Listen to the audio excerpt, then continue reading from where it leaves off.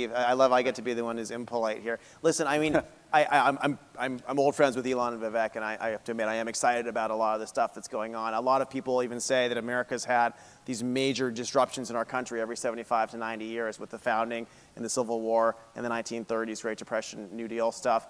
And it seems like we definitely are due for one in our government right now. There's a lot of stuff that's broken. So if we want to be totally honest, first of all, we have amazing people in a lot of parts of the DoD and a lot of parts of the officer class. At the same time, if you look at our country, starting in the 1880s, we put in laws saying you had to get tested and pass really hard tests to run anything in the government. This was a big part of our country for 100 years. When we went to the moon, when we fought the wars, the people running those government departments, there was real accountability. And we decided those tests were racist, disparate impact, whatever. We got rid of them. We got rid of those tests about 40 years ago, and it's gone downhill a lot. And then the last 10 years, it hasn't always been prioritizing merit. It's been even less. It's been even more focused on identity politics. And that's a big problem because a lot of the people in the Pentagon right now, a lot of the civilians, a lot of them of all backgrounds would not have been able to pass those tests. And a lot of them are very, very hard to fire and have not been fired when they should be. And so if I were in charge, yes, we would put back the tests. You'd probably clear out the bottom third with hard tests, and then you'd shock the system, and you'd have competition. So what happens right now in a lot of areas, and by the way, there's like I said, there's lots of smart people, but there's a lot of risk-averse people. That's their incentive we're giving them. And so the government is a monopsony in a lot of areas. Monopsony means there's one buyer. So in a lot of these things, rather than just have only one buyer, why not have 2 or 3 buyers to compete? And that'd be much better for the country. Rather than spending $15 billion in one group, have 3 groups spending $5 billion each, and let's see what results come. And the reason that's so important is we're at a time right now where there are possibilities where there's something that's like much better for 1/10 the cost. And if you only have one group, they're not going to take that risk. But if they know there's 3 groups and they're competing and they're going to have egg on their face if someone does something much better for cheaper, they're going to be forced to start looking at those types of risks. They're going to be forced looking at the new stuff we're doing. And so I think shocking the system is necessary. I think forcing that competition is necessary. And I really hope we're able to find ways to do that. How much longer will we allow a system that prioritizes monopoly over competition? What if embracing competition, not consolidation, could help us solve some of our most pressing problems, both in government and in tech?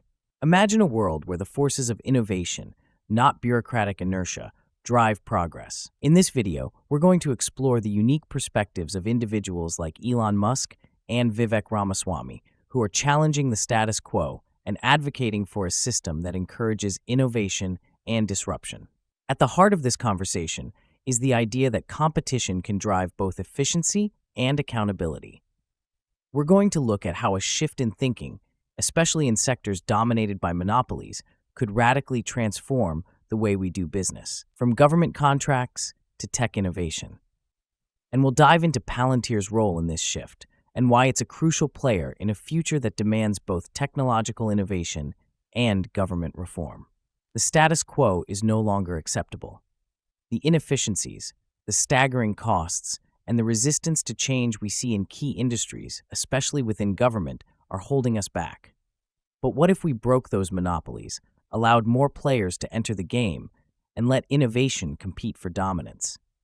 What if we moved away from a system where one entity has all the power and instead embraced the kind of competition that would truly shake things up? Let's take the example of government contracts.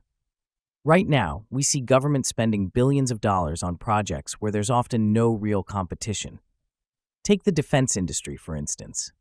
For years, we've relied on a select few contractors to handle the majority of government contracts, and the results have been subpar at times, inefficient, delayed, and costly. This isn't just a financial issue.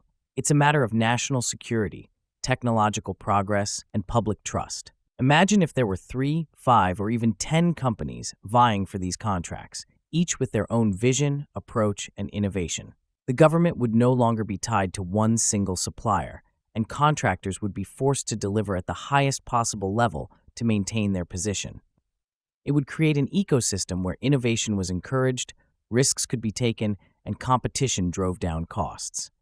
And most importantly, it would drive a much more accountable system that could adapt faster to the rapidly changing demands of our time. That's the kind of disruption we've seen in the private sector, especially with companies like SpaceX and Tesla. When Elon Musk entered the aerospace industry, he didn't just challenge the way rockets were built.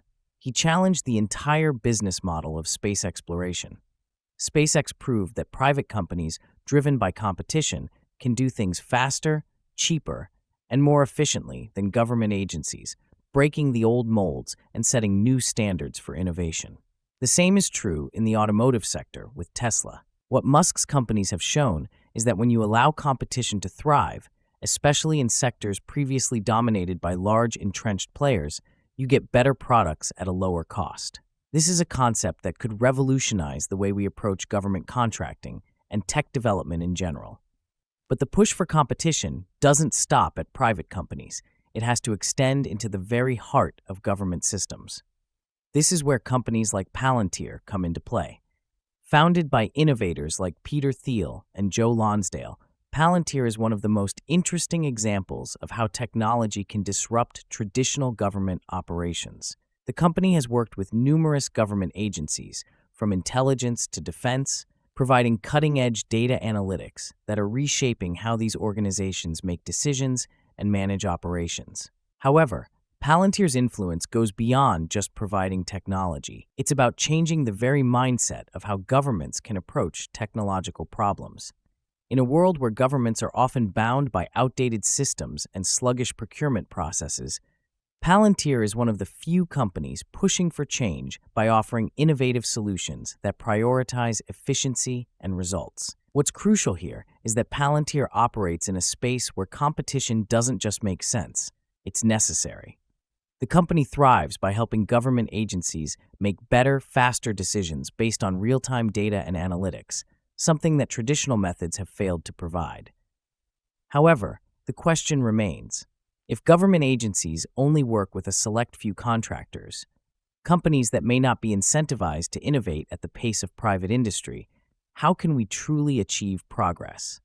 This is where the idea of embracing competition comes into play. Palantir's work with government agencies has shown that when you give them the right tools and the right competition, they can achieve far more than they ever thought possible. And this isn't just a pipe dream. We've seen it in action. Think about it. If Palantir had real competitors pushing them to innovate even faster, the level of technological advancement could skyrocket. If more companies with similar capabilities entered the market, there would be greater accountability, better performance, and more options for the government. It's not just about shaking up the system. It's about creating an environment where the best ideas win, and where cost-effectiveness, speed, and innovation are prioritized above all else. Right now, we're seeing governments spend massive sums on outdated systems and contracts that don't deliver the results we need. But by introducing multiple players into the market, there's a built-in incentive to perform better, faster, and cheaper. Elon Musk's companies have shown us what's possible when innovation is given the chance to thrive. And the same can be said for the work that Palantir is doing, challenging the old ways of doing business, breaking through bureaucratic barriers, and showing that competition doesn't just lead to better products, it leads to faster progress. This is exactly the kind of disruption we need to see in government systems, where outdated practices have led to inefficiencies and stagnation. By encouraging competition in government contracts and public services, we can drive technological advancements that have real-world implications. The future of tech and politics isn't about maintaining the status quo. It's about driving progress through competition and innovation. Just like Palantir has revolutionized data analytics and reshaped the way governments make decisions, we need to foster a system where multiple companies, all vying for the same contracts and opportunities, are forced to deliver their best work. This will create an environment where ideas are tested, technologies evolve faster, and we can finally address the inefficiencies that have plagued our system for decades. In a world where change is happening faster than ever, we can't afford to keep relying on monopolies that stifle innovation. We need to embrace competition that will break through the barriers of old institutions, foster innovation, and ensure that the future is one driven by progress, not stagnation. Palantir's role in this conversation isn't just as a tech provider, it's as a catalyst for change, showing that when the right forces compete, there's nothing we can't achieve. The time for complacency is over. It's time for disruption. Let's demand competition, let's demand innovation, and let's shape the future we deserve.